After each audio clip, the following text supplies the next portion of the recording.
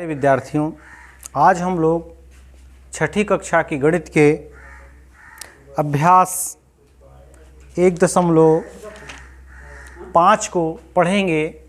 लेकिन उससे पहले रोमन संख्याएं आप जान लीजिए, क्योंकि इस अभ्यास में रोमन संख्याओं के बारे में ही पूछा गया है। तो देखिए, हम लोग जिन संख्याओं को पढ़ते हैं वह हिंदू अरेबिक संख्याएं हैं। जैसे आप 1, 2, 3 ऐसे जो अंक हम लोग लिखते हैं, इनकी संख्या 10 है और इन्हीं 10 अंकों से हम बड़ी से बड़ी असंख्याओं को लिख पाते हैं। तो यह हिंदू अरेबिक संख्याएं हैं। लेकिन रोमन लोगों ने लिखने के लिए अपना एक अलग से रोमन पद्धति बनाई है, रोमन संख्यांक पद्धति। और यह हिंदू अरेबिक संख्या पद्धति और रोमन संख्यांक पद्धति। तो रोमन संख्यांक पद्धति में इन्हीं 7 मूल प्रतीकों का प्रयोग किया जाता है। जो हमने लिख दिया है, 7 मूल प्रतीक हैं ये। और इन्हीं 7 मूल प्रतीकों से कुछ नियमों का पालन करके, नियमों का प्रयोग करके हम बड़ी से बड़ी संख्याओं को लिख पाते हैं। तो पहले इसके जो मूल 7 अंक हैं, 7 प्रतीक हैं, इनको हम कहेंगे। तो वह 7 प्रतीक हैं। यह आई जैसा जो प्रतीक है, इसे 1 हम लोग मानते हैं। और वी जैसा अंग्रेजी का अक्षर है 5, इसकी वैल्यू।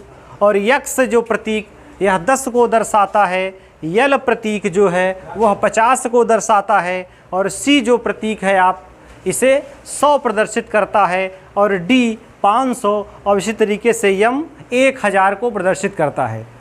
तो एक मूल चीज़ आप यहाँ से नोट कर लीजिए कि जो रोमन संख्याएं हम लिखते हैं उनमें मूल रूप से प्रतीकों की संख्या केवल 7 ही है। और इन्हीं प्रतीकों का प्रयोग करके हम बड़ी से बड़ी संख्याओं को लिख सकते हैं। तो देखिए, रोमन संख्यांक आप बनाने के लिए आपको कुछ नियमों की भी आवश्यकता होगी। तो देखिए, कुछ नियमों को भी हम देख लेते हैं। देखिए, जैसे पहली बात है कि आप किसी भी प्रतीक का एक साथ 3 बार से अधिक आप प्रयोग नहीं कर सकते। जितने भी ये 7 प्रतीक हैं, किन्हीं भी प्रतीकों का आप 3 बार से अधिक पुनरावृत्ति उसकी नहीं कर सकते। और अगर 3 बार किसी की पुनरावृत्ति होती है तो वह तीनों एक के बाद एक जोड़ लिए जाते हैं। जैसे आप देखें, आई यह है 1 का प्रतीक है। अगर हमने ऐसा 2 लाइन खींच लिया तो इसका मतलब है 1 + 1 = 2। और हम ऐसे भी कर सकते हैं, ऐसे 3 लाइनें हमने खींच लिया तो इसका मतलब 1 + 1 + 1 और ये बराबर कितना हो जाएगा, 3। अब ध्यान रखिए कि 3 बार से ज़्यादा इस प्रतीक को आप एक साथ नहीं लिख सकते। इसकी पुनरावृत्ति केवल 3 बार हो सकती है, इससे अधिक नहीं। और यदि किसी प्रतीक की आप पुनरावृत्ति करते हैं तो जितनी बार उसकी पुनरावृत्ति होगी उतनी बार उसका मान जोड़ लिया जाएगा। मगर ध्यान देने की बात यहाँ यह है कि सारे प्रतीकों की पुनरावृत्ति भी नहीं होती। जैसे इसमें आपका वी है, यल है, डी है, ये 3 प्रतीक ऐसे हैं जिनकी आप पुनरावृत्ति नहीं कर सकते। तो 3 प्रतीक, ये जो वी, यल और डी ऐसे हैं, इनकी पुनरावृत्ति कभी भी नहीं होती। ऐसा नहीं कि आप एक वी ऐसे बनाइए, बगल एक वी बनाइए और फिर कहिए 5 और +5 = 10, तो यह गलत हो जाएगा। तो वी, यल, डी केवल ऐसे ही प्रतीक है। बाकी सी आप 3 बार लिख सकते हो, सी। और जैसे हमने 3 बार सी लिख दिया तो इसका मान 100 + 100 और +100 बराबर 300 हो गया। तो इस प्रतीक का तो हमने 3 बार प्रयोग किया।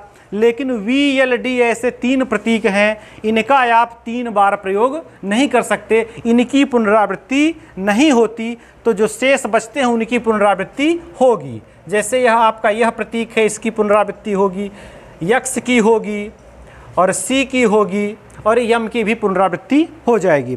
तो देखिए, अब अगली बात क्या है कि जैसे किसी बड़े प्रतीक जो बड़ा संख्यांक है उसके दाहिनी ओर अगर हम कोई छोटा संख्यांक लिखते हैं तो उस बड़े मान में छोटा मान जुड़ जाता है। हमारा कहने का तात्पर्य है कि जैसे एक प्रतीक हमने लिखा, यह 5 का प्रतीक है, v जैसा दिखने वाला, इसकी वैल्यू 5 है। अगर इसके दाहिने ओर हम कोई छोटा मान लिखते हैं, जैसे हमने यह लिख दिया आई बना दिया इसके बगल, अब बड़े प्रतीक के बगल छोटा प्रतीक है तो इस बड़े मान में छोटा वाला मान जुड़ेगा। इसका मतलब यह है कि 5 + 1 बराबर 6। तो अगर बड़े संख्यांक के दाहिने ओर कोई छोटा संख्यांक आता है तो दोनों का मान आपस में जुड़ जाता है। अब इसी तरीके से अब बड़े संख्यांक के बाईं ओर अगर कोई संख्यांक छोटा आता है तो बड़े में से छोटा वाला घट जाता है। जैसे यहाँ देखें 5 - 1 बराबर इसकी वैल्यू 4 हो जाएगी।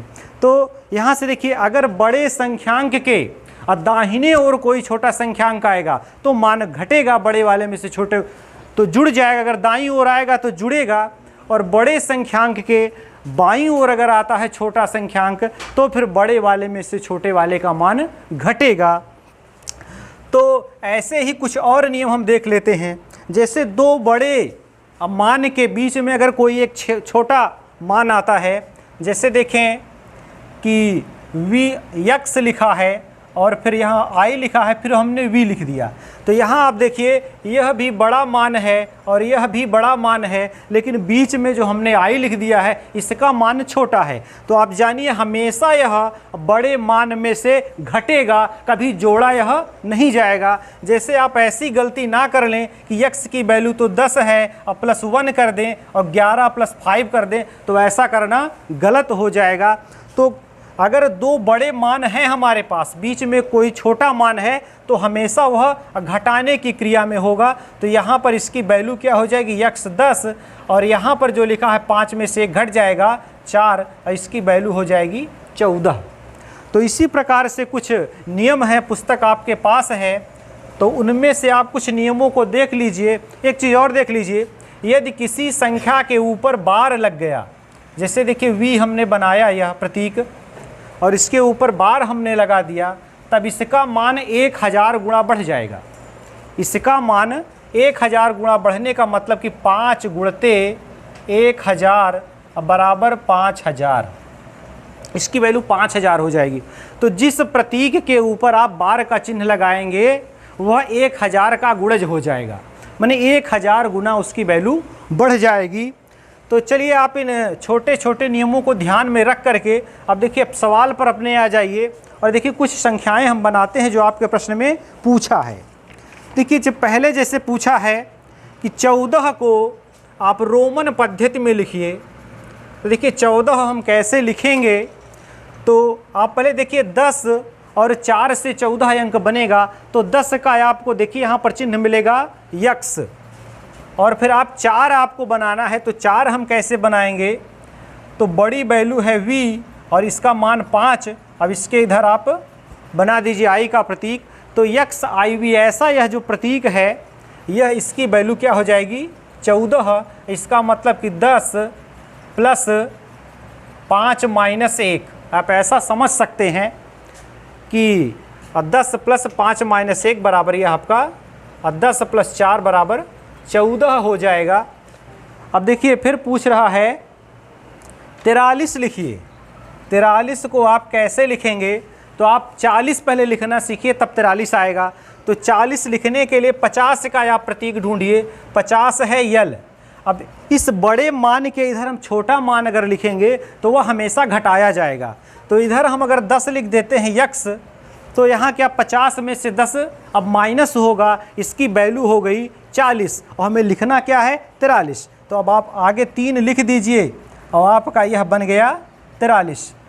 तो 43 को अगर हम रोमन संख्यांक में प्रदर्शित करेंगे तो यही बनेगा। चलिए और देख लीजिए 91 है।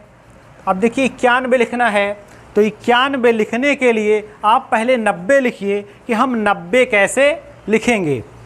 तो अगर 90 लिख लेंगे उसमें +1 कर देंगे तो आपका यह 91 बन जाएगा। तो आप C लिख लीजिए, C से होता है 100 और यहाँ पर इसमें आप 10 माइनस कर दीजिए, तब यह 90 हो गया। c की वैल्यू यहाँ पर 100 दिखाई दे रही है और x की वैल्यू 10। और हमने नियम में आपको बताया था कि बड़े संख्यांक, बड़े प्रतीक के अगर बाईं ओर कोई प्रतीक है तो वह घटेगा। तो देखिए c 100 और x इसकी वैल्यू है 90, 10 है, तो 100 में से 10 गए, 90 हो गए। अब 91 लिखने को कह रहा था, तो आप आगे लिख दीजिए, बस यही बन गया है आपका 91। तो देखिए बहुत सारी संख्याएं हैं इसमें। एक और हम लेते हैं 76। देखिए 76 कह रहा है लिखने के लिए, तो आप 70 पहले लिखें। तो 70 कैसे लिखेंगे, यल से हमारा हो गया 50। अब 20 से आगे हमको और प्लस करना है, अगर इधर हम लिखेंगे तो प्लस होगा, तो ये 10 और प्लस 10, क्योंकि यक्स जो है इसे हम 3 बार प्रयोग कर सकते हैं। तो अब हमारा ये मान क्या हो गया, 70। अब आप 6 लिख दीजिए, तो 10 तक तो आपको संख्या आती ही होगी, तो ये आपका बन गया 76। चलिए और देख लेते हैं, इसमें दिया है 95। तो 95 देखिए, और 90 आप एक बार लिख चुके हैं, तो 90 क्या लिख लिया, यक्स सी ऐसा लिख लिया। अब आगे आप 5 लिख दीजिए, 95 संख्या बन गई। तो ये देखिए 95 संख्या बिल्कुल आसानी से बन गई। तो देखिए थोड़े से नियमों को आप पढ़ लीजिए, आपकी पुस्तकों में दिए भी हैं, और तो प्रश्न बड़ी ही आसानी से हल हो जाएंगे। तो आज बस इतना ही, और शेष अब इसी से माने संबंधित प्रश्नों को कल के वीडियो में भी हम हल करेंगे। तब तक आप लोग अभ्यास करिए।